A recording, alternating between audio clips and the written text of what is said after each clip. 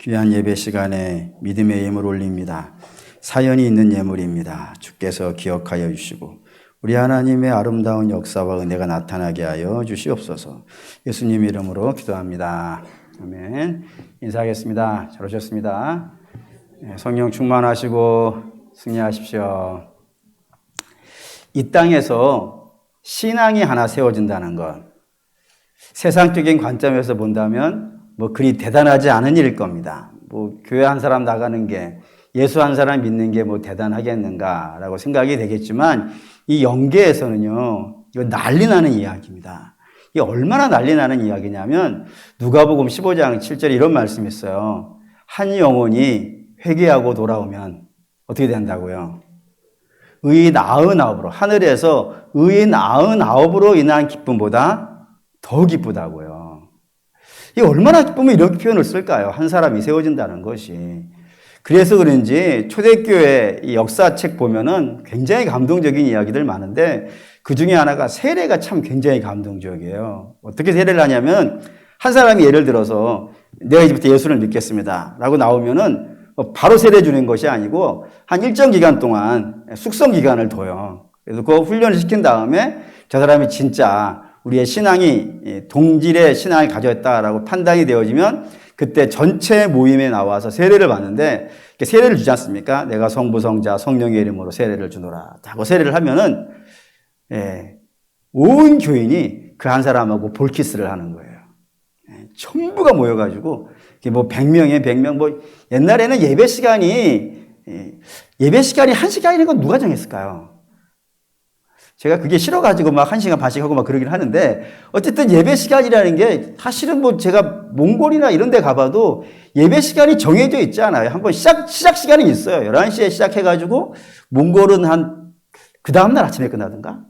이 정도 이런 교회가 있어요. 그러니까 시간 제한 없이 하니까 한 사람 세례 받으면 나와가지고 볼키스하고 안아주고 박수 쳐주고 환영하고 그런단 말이에요. 그 정도로 한 사람이 세워지는 것이 굉장해요. 그러면 반대편에서 하늘나라의 입장에서는 99으로 인한 기쁨보다 더 기쁘다고 했는데, 반대편 사단의 입장에서는 어떨까요? 난리 난 거죠, 여기도. 왜냐하면은 그 한 사람은 예전에는 누구 백성이었던 거예요? 사단과 죄의 백성이었다니까요. 내가 시키는 대로 살고, 내가 명하는 대로 일하고, 내가 지시하는 대로 따라왔던 사람이란 말입니다. 근데 그것이 끊어져 버린 거예요. 그러면 어떻게 되겠어요? 내 걸 빼앗기는 것 아니겠습니까? 내 성을 빼앗기고 내 나라를 빼앗기니까 사람이, 사람도 마찬가지지만, 가져오는 힘이 더 세요? 안 뺏기려는 한 더 힘이 세요. 그죠? 안 뺏기려는 게 더 세지 않습니까? 가져오는 건 능력이 없어서 못 가져올 수 있지만, 이미 내가 가지고 있는 거를 빼앗기는 것은요, 그 보통 문제가 아니잖아요. 그래서 안 좋은 예지만, 예를 들어 지나가던 오토바이가 내 핸드백을 딱 낚고 쳤어요. 아리랑치기라 그러던가? 딱 치면은 어떻게 해요? 가져가세요 그러던가요? 그냥 눕잖아요, 잡고. 꼭 저만한 것처럼 그렇게 하지 마시고, 안 뺏기려고 하는 힘이 세요. 사단도 마찬가지지 않겠습니까? 이 내 나라였다고요. 내 영지였다니까요. 내 수족이었다니까요. 그런 사람이 하나가 빼앗긴다는 것은 이루 말할 수 없이 그들의 입장에서도 어려운 거예요. 그래서 안 뺏기려고 난리를 칠 것이에요. 뿐만 아니라 그렇게 난리치는 이유 중에 하나는 이렇게 하나하나 빼앗기는 게 결국에는 뭐가 되는 거예요? 하나님에게 하나하나 빼앗기는 것. 이게 복음이 전파되고 있는 상황 아니겠어요? 하나하나 뺏기게 되어지면 결국에는 땅끝까지 복음이 전해질 것이고, 땅끝까지 복음이 전해지면 그때 주께서 뭐라 하셨어요? 다시 온다 이거예요. 다시 오면은 어떤 일이 발생되는 거예요? 사단은 영원히 꺼지지 않는 불못 속에 던져져서 멸망할 거란 말이에요. 그러니 이거 안 뺏기는 게 자기 나라를 지키는 것이기도 하지만 결국에는요, 자기를 지키는 문제가 된다고요. 그러니까 사단의 입장에서는 하나 한 명 세우는 것이 자기의 목숨이 왔다 갔다 하는 문제이기 때문에 이거를 빼앗긴다는 것은 곧 죽음을 의미한단 말입니다. 그렇기 때문에 뺏기려 하겠어요? 안 뺏기려 하겠어요? 안 뺏길라 할 것이고, 안 뺏길라 할 거기 때문에 영계에서는 치열한 싸움이 눈에 보이진 않지만 이 복음 전도의 현장에서는 치열한 영적인 싸움이 진행이 된다 이겁니다. 근데 그런 싸움이 가장 잘 드러난 책이 바로 이 느헤미야가 되는 거예요. 느헤미야는 지금 뭘 세우려고요? 예루살렘 성을 세운단 말이에요. 한 성. 여러분 한 명 한 명이 다 예루살렘 성이란 말이에요. 교회 하나하나가 다 예루살렘 성이고 이 믿음 하나를 세우려고 한단 말입니다. 그러니 여기에 뭐 어마어마한 싸움들이 발생이 되어지는데 이 악한 자들이 이걸 안 빼앗기려고 세 가지 싸움을 시작했다라고 되어 있단 말이에요. 그래서 첫 번째는 우리가 좀 봤어요. 외부에서 막 쳐들어오는 겁니다. 그래서 와가지고 예루살렘 성 밖에서 성 쌓는 걸 보면서 조롱해요. 니까지 것들이 무슨 믿음을 세워? 니까지 것들이 무슨 성을 세워? 니네들이 세우면 여우가 올라가도 무너질 거야. 막 조롱하기도 하고 또 한 번은 무기를 들고 와서 시위하면서 이거 세우면 내가 다 들어가서 무너뜨려 버릴 거야. 협박도 하고 막 이렇게 막 외부에서 공격해 왔다고요. 근데 이런 외부에서 공격해오는 것을 느헤미야와 백성들이 똘똘 뭉쳐가지고 이걸 지켜냈단 말입니다. 이게 첫 번째 싸움이었고, 두 번째는 외부에서만 쳐들어온 게 아니라 문제는요, 내부에서도 있었어요. 내부에서 있었던 거 지난번에 설교했지만 꽤 오래돼가지고 여러분 잃어버렸을 것 같아서 다시 한번 강조해 드린다면은 예루살렘 성을 쌓기 위해서 각 가정의 남편들이 일 갔단 말이에요. 성 짓는데. 그래서 그 집에 생활을 다 아내들이 하는데 힘이 딸리니까 돈을 빌려왔다고요. 부자들에게 가서 돈을 빌려오는데 이 부자들이 이자를요, 높이 매긴 거예요. 그래서 이 빚을 갚다 도저히 못 갚아가지고 파산이 낮으니까 그 집의 아들들이 다, 그 집의 딸들이 다 그 빚의 값으로 팔려가는 상황이 발생된 겁니다. 그러자 뭐 그 집안에서 난리가 나죠. 아니 우리가 지금 뭐 딴 일 하려고 한 것도 아니고 성 지으려고 하는 일을 하고 있는데 이 사람들이 다 이러니까 우리 못 짓겠습니다. 와가지고 느헤미야에게 와가지고 난리를 친 거예요. 그래서 느헤미야가 그 부자들을 불렀습니다. 부자들을 불러서 어떻게 너희가 그럴 수가 있느냐. 어떻게 너희가 그럴 수가 있냐. 우리가 지금 예루살렘 성을 쌓으려고 하는데 어떻게 이 문제를 가지고 너희가 이렇게 고리를 챙길 수 있으며 그리고 이 성이 지어지면 이 백성들만 잘 되는 것이냐? 결국에는 너희도 좋아지는 거 아니냐?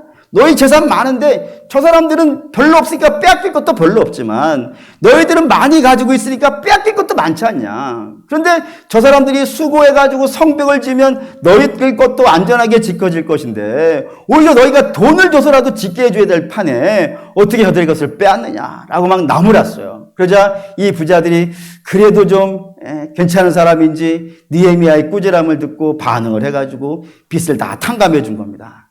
탕감해줘서 백성들의 빚이 탕감이 되어줬고 느헤미야도 국가에서 정식적으로 나오는 녹을 제외한 백성들로부터 받아내는 녹은 받지 아니하고 성 짓는데 같이 생활을 하면서 성을 짓게 되었다라고 우리가 지난번에 들었단 말입니다. 그러자 백성들이 너무 기뻤죠. 너무 기뻤어요. 저 느헤미야로 인하여서 외부의 적도 막아졌고 내부의 문제도 해결되어지면서 성이 순탄하게 마치 순풍에 돋다는 것처럼 막 쫙 지어져 가고 있는 겁니다. 그런데 이렇게 막 지어져 가고 있는 것을 굉장히 불편해하는 자들이 있는 거예요. 그게 산발락과 도비야와 게셈이라고 하는 대적자들이에요. 그동안에 예루살렘 성을 자기들 나름대로는 지배하고 있다라고 생각했던 이 자들이 저 성 왕궁이 되어지면 우리에게서 완전히 떠나가는 것이고 우리의 대적자가 되어질 텐데 그럼 우리 어떻게 하는가 고민하다가 고민하죠. 그러다가 그들이 묘수를 하나를 찾아내요. 그 묘수가 뭐냐면 이 예루살렘 성이 처음에 스룹바벨과 함께 돌아온 백성들부터 지어진 것은 아니에요. 거의 100여 년 동안 안 지어졌었다고요. 그런데 누구 때문에 짓기 시작한 거예요? 느헤미야 때문 아니에요. 느헤미야가 왔기 때문에 성을 와가지고 이 성을 짓겠다고 했기 때문에 이게 문제가 된 거니까 백성들은 원래부터 이 성 짓으려는 마음은요 별로 없었단 말이에요. 문제는 누구인 거예요? 느헤미야인 거예요. 그러 누구만 없애면 되는 거예요. 느헤미야만 제거하면 돼요. 복잡하게 할 거 없어. 가서 성 백성들과 싸울 것도 없고 백성들의 마음을 요동시킬 것도 없고 다 필요 없어. 그냥 느헤미야 하나만 딱 죽이면 이 문제는 해결돼 라고 생각을 한 겁니다. 그래서 느헤미야를 제거하기 위해서 세 가지 방법을 쓰는데 원래부터 세 가지 방법은 아니었던 것 같고 하나가 안 되니까 두 번째를 하고 두 번째가 안 되니까 세 번째가 이런 식이 된 것 같아요. 첫 번째 보시죠. 1절, 2절. 1절, 2절 읽겠습니다. 산발락과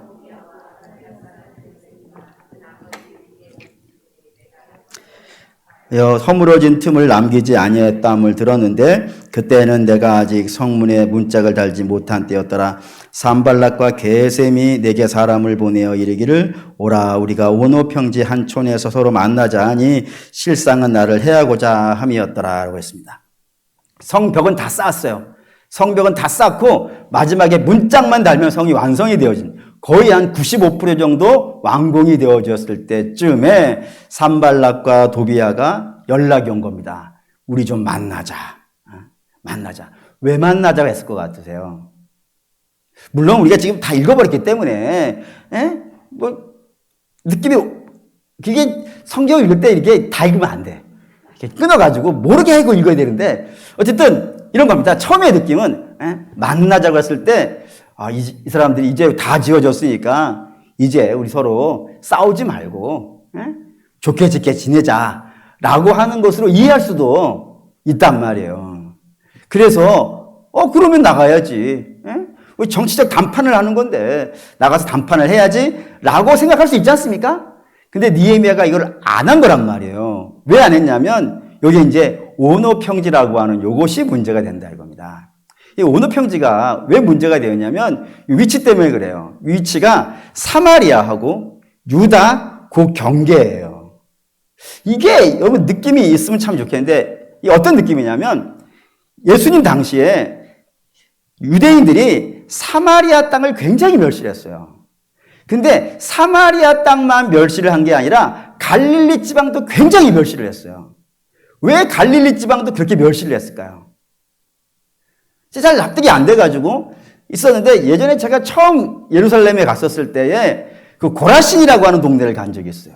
그 고라신에 갔더니 북쪽인데 갈릴리 지방인데 거기 재미있는 걸 하나를 봤어요. 뭐냐면 회당이에요, 회당. 여기가 회당입니다. 라는 거예요. 근데 아주 재미있는 게 있는 게 뭐냐면 처마라고 아시죠? 그 처마에 각인이 새겨져 있어요. 그 각인이 뭐냐면 메두사예요. 어디에? 회당에. 놀라지 않네? 놀라실 만한 짓이잖아요. 회당은 하나님께 바쳐진 곳이란 말이에요. 그래서 어떠한 상도 세우지 않아요. 다 우상이라 생각해서 세우지 않는데 그 회당에 처마에 각인이 되어져 있는 것이 메두사, 머리에 뱀 달려져 있는 그런 괴물 있잖아요. 머리카락이 뱀인. 그래서 그 얼굴만 쳐다봐도 돌이 된다고 하는 그런 아름다운 전설인가? 또 그런 이야기들 들어보신 적 있잖아요. 그런 그리스 로마 신화에 나오는 악한 신의 얼굴이 그 회당의 처마에 각인되어져 있는 겁니다. 왜 그럴 것 같으세요? 그 이유가 북쪽이기 때문에 그렇다는 겁니다. 북쪽은 이방과 닿는 곳이에요.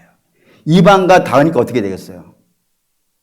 저들의 문화가 막 들어오는 거예요. 사람 다 그래요. 서로 막 섞여. 근처에 가면 막 섞여요. 저 이거 군산에 가서도 봤어요. 군산은 물만 건너면 충청도예요. 그래서 말 끝에 유가 나와요. 해슈? 아니, 비슷해. 서천 사람이나 저 위에 있는 분이 서천 사람인가 같은데? 어떤 서천 사람이나 군산 사람이나 말이 비슷해. 그런 식으로 섞여요. 그렇기 때문에 유대인들이 왜 북쪽 사람들을 멸시를 하냐면 너희는 순수하지 않다 이거예요. 너희는 유대인인 건 맞아. 혈통적으로는 사마리아 사람은 혈통적으로 유대인이 아니에요. 그래서 멸시하는 것이고 북쪽 사람들은 혈통적으로는 유대인이 맞는데 너희의 신앙은 우리의 것하고 뭔가 좀 달라. 좀 이상해. 라고 생각하기 때문에 멸시를 한단 말입니다. 그게 오노 지방이에요. 그러니 사마리아와 경계에 있으니까 이 사람들의 문화는요. 사마리아와 비슷해. 그래가지고 유대인들이 멸시를 한단 말이에요. 그러면 그 멸시를 당하는 오노 사람들의 입장에서 어떻겠어요? 기분 나쁘지? 그래서 역사에 보면 오노 사람들이 유대인들을 굉장히 미워했다고 되어 있단 말이에요. 근데 그리로 오라 그런 게 그리로. 느낌이 벌써 쎄하지 않습니까? 아니, 오려면은, 화해를 하려면은 자기들이 예루살렘에 찾아와가지고 비무장으로 찾아와가지고 우리 이제 화해합시다 라고 이야기를 해야지.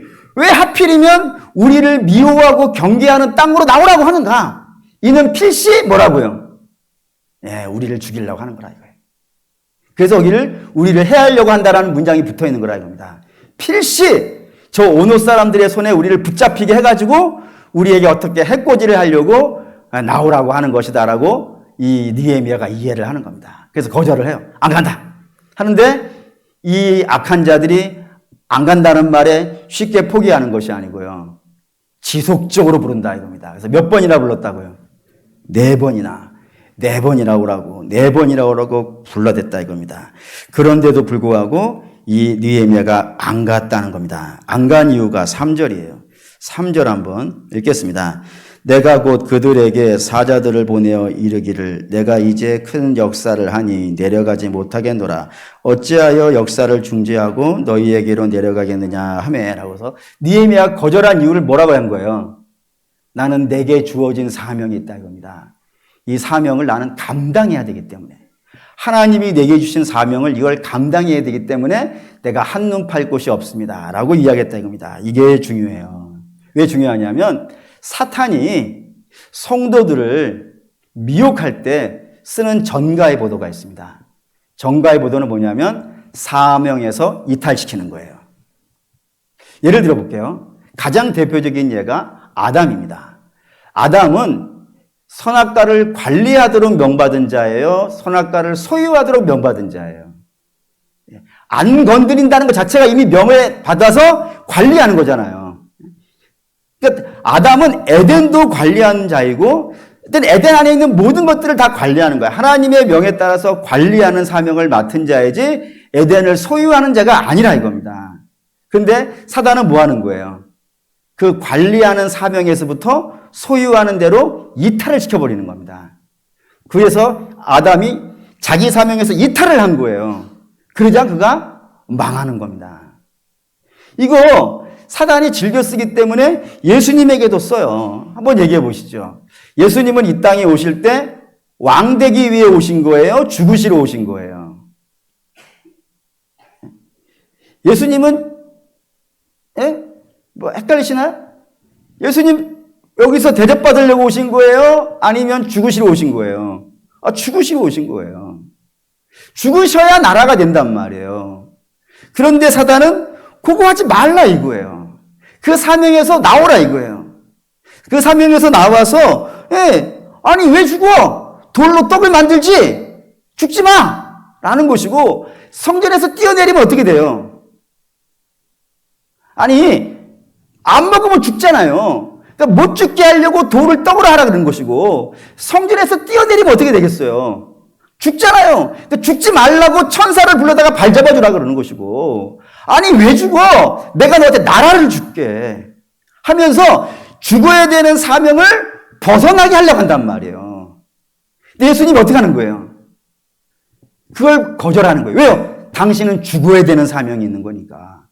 죽기 위해서 온 것이지 먹기 위해서 온 자도 아니고 죽기 위해서 온 자이지 천사로부터 대접받으려 온 것도 아니고 죽기 위해서 온 것이지 이 땅에서 나라 하나를 무슨 대한민국, 로마, 미국 뭐 이런 나라를 세우려고 오신 분도 아니라 이겁니다. 그렇기 때문에 당신의 사명을 지키겠다는 것으로 그 요구를 거절하더라 이거예요. 그러니까 느헤미야도 마찬가지라 이겁니다. 느헤미야는 뭐 하려고 온 거예요 지금 여기에? 성 지으려고 온 거란 말이에요. 그런 이 성 짓는데 자기는 모든 것을 바쳐야지 너희들하고 이렇게 이야기하고 있을 시간 나는 없어 라고 하면서 거절한 것입니다. 그로 사랑하는 믿음의 성도 여러분, 성도가 이 땅에서 많은 유혹이 있습니다. 성도만큼 유혹이 많은 자들이 있을까요? 사실 모르죠. 사탄이 세상을 유혹하진 않아요. 거긴 어차피 내 거니까. 그런데 성도를 향해서는 끊임없이 유혹을 합니다. 그때 여러분들이 그 유혹에 걸려 넘어지지 않기 위해서 여러분들은 무슨 길을 가야 되는 거예요? 우리 각자가 주어진 사명의 길을 가야 되는 거예요. 그래서 이 사명 중요해요. 사명이라 그러니까 꼭 먼 나라 가서 복음 전하고 목회자 되고 이 정도만 생각하지 마시고 하나님 여러분 각자가 세워놓으신 곳이 있단 말입니다. 우리 전부 다 빛으로 세움받았고 소금으로 세움받았단 말이에요. 그러면 여러분 각처에서 빛된 자의 사명을 감당하셔야 되고 소금된 자의 사명을 감당해야지 빛이 그 빛을 잃어버리고 소금이 그 짠맛을 잃어버리면요. 어디에 쓸 데가 있겠냐 이거예요. 그렇기 때문에 항상 기도하시면서 여러분들의 사명을 확인하시고 그리고 그 사명 있는 곳에서 어떻게 빛을 발하고 어떻게 소금의 맛을 낼 수 있을지 여러분 고생하시고 연구하셔야 돼요. 애쓰셔야 돼요. 그게 여러분에게 주어진 사명입니다. 거기에서 벗어나는 순간에 예를 들어 뭐 간단한 예를 든다면 남편이 남편의 자리에서 이탈한다든가 아내가 아내의 자리에서 이탈한다든가 여러분 뭐 집사, 권사, 안수집사, 장로, 목사, 전도사 다 각자의 주어진 사명에서 이탈하는 순간에 우리는 무너져요. 대단하지 않은 존재라는 사실을 인지하셔야 됩니다. 각자 맡은 사명지를 잘 지켜가시기를 주의 이름으로 부탁드립니다. 그렇게 4번이나 거절을 했어요. 그래서 5번째 요구가 왔습니다. 5절, 6절. 읽겠습니다. 산발랏이 5번째는 그 종자의 손에 봉하지 않은 편지를 들려 내게 보냈는데 그 글에 이르기를 이방 중에도 소문이 있고 가스무도 말하기를 너와 유다 사람들이 모반하려 하여 성벽을 건축한다 하나니 내가 그 말과 같이 왕이 되려 하는도다. 5번째 편지는 이거였습니다. 너가 성을 이렇게 열심히 지으려고 하는 이유가 뭐냐? 너희가 성을 지으려고 하는 것은 우리들 사이에서 이미 소문이 났어. 소문이 나기를 네가 나라를 세우려고 하는 거야. 그래서 나라를 세워서 왕이 되려고 하는 거야. 라고 이야기를 한 겁니다. 이 말인즉슨 지금 느헤미야는 왕이 아니라 관리예요. 근데 이 관리가 어느 나라 관리예요? 페르시아의 관리예요. 페르시아라는 나라에서 유대로 총독으로 와 있는 관리예요. 그런데 그 관리가 관리로서의 일을 하지 아니하고 내가 왕이 되겠다고 하는 것은 결국에는 뭐를 하겠다는 거예요? 반역이지. 페르시아에 반역을 하겠다는 거예요. 그러면은 페르시아가 어떻게 하겠느냐? 그러니 너가 정말로 그런 생각을 갖고 있지 않다면 와라. 오너 광장으로 와라. 와서 우리를 만나가지고 아니라고 이야기를 해라. 라고 하면서 거짓 소문을 퍼뜨리는 겁니다. 그래서 편지를 봉하지 않은 거예요. 누구나 봤다. 봉해버렸다면 아무도 못 보고 너하고 나만 아는 사이인데 이미 봉해놓은 열려있다는 것은 오면서 누가 봤는지 모르는 것 아니겠어요. 그래서 소문이 이미 퍼졌으니까 너 이 소문 수습해야 돼 라고 하는 겁니다. 다시 말하면 악한 자가 거짓 소문을 퍼뜨리는 거예요.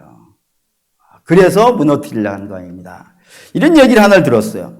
어린아이와 엄마가 이야기를 하는 겁니다. 여러분이 엄마 입장에서 한번 대답을 해보세요. 엄마!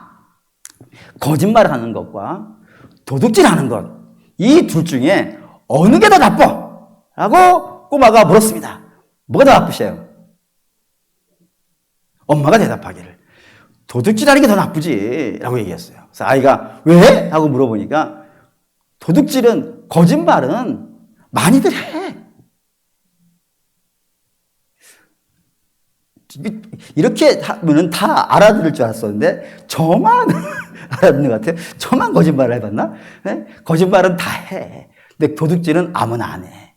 그러니 도둑질도 나빠 라고 이렇게 엄마가 얘기해 준 거예요. 그저 아이가 고개를 까우뚱하면서 한 말이 뭐였냐면 엄마, 도둑질한 거는 돌려줄 수 있지만 거짓말은 어떻게 돌려줘? 그 말인 것은 무슨 뜻이야? 아이가 진짜 이런 말 했는지 안 했는지는 모르겠어요. 저도 책에서 봤을 뿐이에요. 네. 뭐가 더 중요하다는 거겠어요? 거짓말이 더 중요한 거예요. 더 심각한 거예요. 특별히 성도에게는 더 그래요. 왜냐하면 기독교라는 신앙은 어디 위에 서 있어요? 약속 위에 서 있어요. 약속 위에 서 있어요. 그래서 구약, 신약 이렇게 부른다고요. 약속 위에 서 있어요. 그래서 약속이 거짓이라고 이미 확인이 되어지면요. 우리의 믿음은 설 곳이 없어요. 하나님이 아들을 보내신다고 하셨는데 아들이 안 와버렸다. 어디에 서겠어요? 하나님이 성령을 보내신다 했는데 성령이 임하시지 않아요. 어디에 서겠어요? 하나님이 부활한다고 말씀하셨는데 부활하지 아니하면 우리는 어디에 서겠어요? 신앙은, 기독교 신앙은 거짓 위에는 설 수가 없어요. 항상 진리 위에 서 있는 것이 기독교 신앙이기 때문에 신자들도 마찬가지입니다. 신자들도 거짓 위에 설 수는 없어요. 그래서 주께서 예는 어떻게 하라고요? 예라고 하고 아니오는 아니오라고 하라고 그렇게 얘기하셨단 말이에요. 그런데 그렇다고 해서 우리가 대놓고 너 못생겼어 이렇게 할 수도 없잖아요. 그럼 어떻게 해야 되겠어요? 그러니까 여러분 주께서 잠언을 통해서 말씀하시기를 시적절한 말이 은쟁반에 굴러간 옥구슬 같더라 라고 말씀한 겁니다. 그러니까 시적절한 말을 하려면은 굉장한 지혜가 필요하고 그 지혜는요 기도하는 방법밖에는 없더라 이겁니다. 어쨌든 그렇게 거짓으로 불러내려고 한 거예요. 그러자 느헤미야의 대답이 8절입니다. 8절 읽겠습니다. 내가 사람을 보내어 그에게 이르기를 내가 말한 바 이런 일은 없는 일이요 내 마음에 지어낸 것이라 하였나니. 느헤미야가 가지 않고 사람 하나를 오노평지로 보냈습니다. 그리고 단호하게 뭐라 그런 거예요? 나 아니야? 이건 너희들이 지어낸 이야기야? 라고 하면서 끊어버렸다는 겁니다. 사랑하는 우리 믿음의 성도 여러분, 아마 여러분도 경험해 보셨을 텐데 인생을 사시든지 또는 신앙생활을 하시든지 관계없이 여러분이 사시면서 별의별 이야기 다 들어보셨을 겁니다. 루머, 거짓말, 여러분들을 향해서 저 사람은 이런 사람이래. 저 사람은 이런 사람이래. 라고 하면서 이런저런 헛소문 같은 이야기들을 많이 들어보셨을 거예요. 그걸 안 들어본 사람들은 별로 없을 것 같으니까. 어쨌든 많이 들었을 때 어떻게 하는 게 좋겠어요? 그거 일일이 반응하면 되겠습니까? 그거 일일이 다 반응하면 신앙생활 못합니다. 아니다 라고 해놓고 관심 끊어버리시면 돼요. 그냥 끊어버리세요. 여러분 이야기 아니라면서요. 여러분 이야기 아닌데 그거를 쫓아다니면서 계속 사실은 이렇고 사실은 저렇고 막 이렇게 얘기하면 결국에는 그 함정에 빠질 수밖에 없는 일이 발생이 되어져요. 이 때문에 아니면 그냥 탁 끊어버리시고 느헤미야 기도하지 않습니까? 보시죠. 9절 읽습니다. 이는 그들이 다 우리를 두렵게 하고자 하여 말하기를 그들의 손이 피곤하여 역사를 중지하고 이루지 못하게 함이라. 이제 내 손을 힘있게 하옵소서 하였노라. 내 손을 힘있게 하옵소서. 하나님께 기도하는 거예요. 하나님께 기도하는 겁니다. 그러면 하나님께서 옳은 건 옳다. 그러면 그런 것으로 판별해 주시지 않겠습니까? 신자니까 이걸 믿는 거예요. 아니 세상 사람들한테 이거 이야기해 좀 못 알아들어요. 저들은 하나님이라는 자체를 믿지를 않으니까 하나님이 모든 것들을 바르게 세워줄 거라는 것 어떻게 믿겠어요. 근데 우리는 부활하신 주님을 믿는 사람들 아니겠습니까? 그 하나님께서 뭐 이런저런 나에 대해서 이런 소문도 나고 저런 소문도 나겠지만 결국에 하나님이 옳고 그르게 분별하셔가지고 옳은 거는 세워주실 것이고 그리고 안 옳은 것은요 하나님이 무너뜨리실 거예요. 그러니 하나님께 맡기고 성도는 기도하는 겁니다. 기도하셔요. 이상한 소문 들으시면은 하나님께 맡기시고 기도하세요. 하나님의 때가 옵니다. 반드시 하나님은 진리를 세우시고 참을 세우시고 거짓은 무너뜨리시는 분입니다. 그런 분이심을 믿고 아니면 아니다라고 하시고 여러분이 가야 될 믿음의 길을 그대로 가시기를 주의 이름으로 부탁드리겠습니다. 세 번째 방법이 이제 그것도 안 되니까 10절을 꺼냈어요. 10절 읽겠습니다. 이후에 무헬다벨의 손자 드라야의 아들 스마야가 두문불출하기로 내가 그 집에 가니 그가 이르기를 그들이 너를 죽이려 올 터이니 우리가 하나님의 전으로 가서 외소 안에 머물고 그 문을 닫자. 저들이 반드시 밤에 와서 너를 죽이리라 하니라. 이제 스마야라고 하는 사람이 있습니다. 이 스마야가 두문불출하자 느헤미야가 그 집에 신방을 갔다라고 되어 있어요. 한 사람이 두문불출하는데 다른 사람이 찾아간다. 두 사람의 관계는 어떤 관계일 것 같으세요? 친한 관계죠. 마치 저와 여러분 같지 않습니까? 저와 여러분 친한가요? 한번 얼굴을 한번 싹 봐야겠는데. 저와 여러분 친한가요? 저는 친하다고 생각하니까 여러분들이 예를 들어 두문불출하면 그러니까 교육자들이 전화를 하면 기뻐하셔야 돼. 안 왔는데 전화가 안 온다. 안 친한 거예요. 전화가 왔어. 이 양반 나하고 친하네? 앞으로 그렇게 받아들이실 수 있기를 부탁을 드리겠어요. 근데 느헤미야가 찾아간 겁니다. 친한 사이니까. 근데 이 사람이 두문불출한 이유가 12절이래요. 12절 읽겠습니다. 깨달은즉 그는 하나님께서 보내신 바가 아니야 도비아와 산발렛에게 뇌물을 받고 내게 이런 예언을 함이라라고 해. 이 스마야가 두문불출한 것이 어디 문제가 있어서가 아니라 느헤미야를 죽이기 위하여서 산발락과 도비아로부터 돈을 받았다 이겁니다. 이게 처음 읽었을 때는 굉장히 충격이 됐어요. 왜냐하면 좀 전에 확인했잖아요. 느헤미야하고 스마야의 관계는 어떤 관계라? 친한 관계라. 친한 관계인데 돈을 받고 넘겨. 이게 이럴 수 있는 건가? 아니 근데 이 사람 제사장인데 사실 굉장히 충격이 됐어요. 돈의 힘이 얼마나 강하면 제사장이 돈을 받고 친구를 넘길까?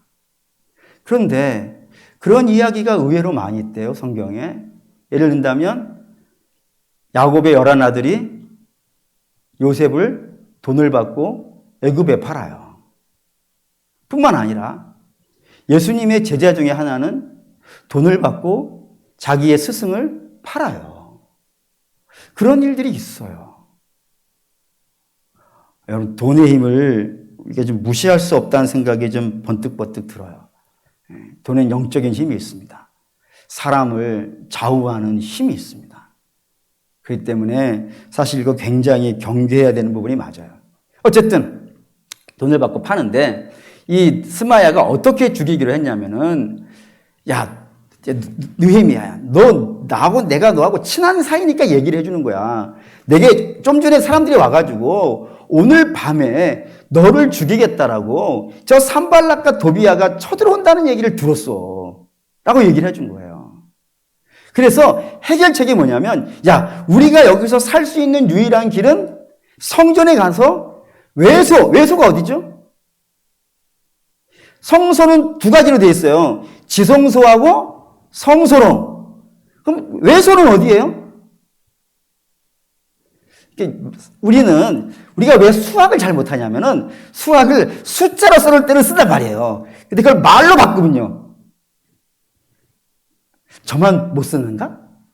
어쨌든 이 말을 바꾸면 헷갈린단 말이에요. 예를 들어서 내소는 어디겠어요? 내소.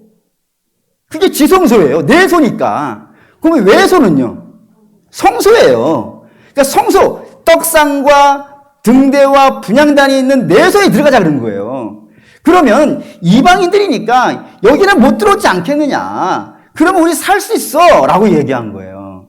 근데 여러분 이거 어마어마한 관계예요. 왜냐하면 성소에는 이방인만 못 들어간 게 아니에요.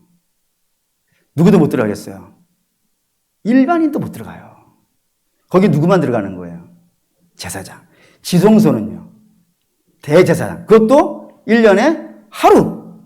1년에 하루만 대제사장이 내소에 들어가는 곳이고 모든 제사장들은 성소에 들어가겠어요. 성소에 들어가서 불 켜고 그리고 떡상 차리고 분향단에 가서 향 피우면서 기도하고 이게 제사장의 일이기 때문에 제사장은 늘 성소에 들어가요.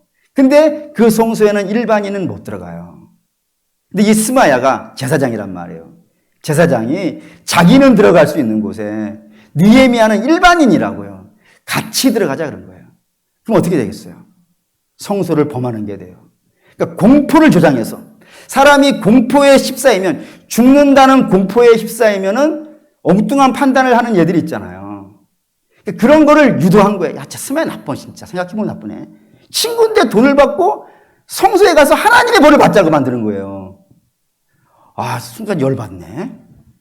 어쨌든 그렇게 해서 들어가서 느헤미야를 하나님 손에 죽게 하려고 이런 관계를 짜더라 이겁니다. 그러니 사랑하는 여러분 이게 얼마나 심각해요. 근데 느헤미야가 거절합니다. 14절 읽을게요. 14절 읽습니다. 내 하나님이여 도비야와 산발락과 여선지인 노아다와 그 남은 선지자들 곧 나를 두렵게 하고자 한들의 소행을 기억하옵소서. 더욱 충격적이죠. 여선지자, 남은 선지자들 다 느헤미야를 죽이려고. 그래서 이 예루살렘 성이 세워지는 걸 막으려고 얼마나 악한 자들이 모든 방법을 동원해서 이 성 세워지는 걸 막으려고 하는지 느껴지셔야 돼요. 그렇다면 지금도 마찬가지겠죠. 지금도 우리 한 사람이 믿음이 세워지는 걸요, 막으려고 하는 자들이 어마어마하게 많아요. 그러나 여러분, 그렇게 막으려고 하는 자들이 많은 이 땅에서 어쩌면 이건 정말 아니어야 될 텐데 제가 여러분들의 신앙의 걸림돌이 되면 안 되는데, 제 기도가 항상 그건데, 하나님, 제가 우리 성도들의 신앙의 걸림돌이 좀 안 되게 해주세요. 사실 그런 일이 몇 번 있었어가지고 그렇습니다. 그래서 안 돼야 되는데 하는데, 그래서 사실 잘 모르겠어요. 될 수도 있을 것 같고, 어쨌든 어떤 저 때문이든지 어떤 때문이든지 관계없이 여러분들은 여러분들의 신앙을 빼앗기지 말아야 돼요. 만약에 여러분들의 신앙을 빼앗기면 누구만 좋은 일을 시켜주는 거예요? 사단만 좋은 일을 시켜주는 거예요. 그렇기 때문에 여러분, 자기의 신앙들을 잘 지키셔야 돼요. 자기의 신앙들을 잘 지키셔야 돼요. 웬만하면, 그래서 바라고 원하는데, 웬만하면은 시험에 들지 마세요. 할렐루야. 왜 여기서 아니, 시험에 안 들었으면 좋겠네. 그럴 수 있지. 할렐루야. 나는 기도하러 갈 거야. 하셔가지고, 여러분들의 신앙은 각자 잘 지키셔야 됩니다. 각자 잘 지키셔야 돼요. 외부에서 또는 내 내부에서 또는 가까운 사람이 이리 흔들고 저리 흔들고 해서 여러분들의 신앙을 막 흔든단 말이에요. 그때 이리저리 흔들려 버린다면은 곤란합니다. 안 됩니다. 그래서 저는 간혹 이 사진 봐요. 한번 좀 띄워주시죠. 이 사진 성화인데 여러분 한번 찾아보세요. 여러분들은 저 중에서 어디쯤 계신 것 같아요? 여호와는 나의 목자니까, 우리 주님이 목자예요. 우린 양이에요. 양 많죠? 저 양 많은 양 중에서 여러분들은 어디쯤 있어요? 다시 다르게 물어볼게요. 어디쯤 있고 싶으세요? 제 소원은 저 품에 붙잡혀 있는 양 되는 거예요. 물론 가까이 있는 거 좋아요. 근데 저 멀리 있는 양들은 참 저는 안쓰러워요. 왜 저 좋은 주님 근처에 있지 못하고 품에 있지 못하고 따라오면서도 저 멀리 있을까? 혹시 내가 저 멀리 있는 저 양 아닌가? 그럼 어떻게 해야 되겠어요? 길을 쓰고 가야지. 길을 쓰고 가야지. 짐승들도 그런다면서요. 엄마 젖이 이렇게 짐승들 있잖아요. 어미 젖을 빨으려고 하는데 다 차지하고 있으면 그 사이를 막 비집고 들어와가지고 젖 하나 물으려고 막 그러지 않습니까? 은혜에 대해서 그런 사모함이 좀 있어야 되지 않을까요? 바라고 원하는데 은혜 받는데 2등 되려고 하는 생각하지 마십시오. 은혜에 대해서는 욕심 좀 품어보세요.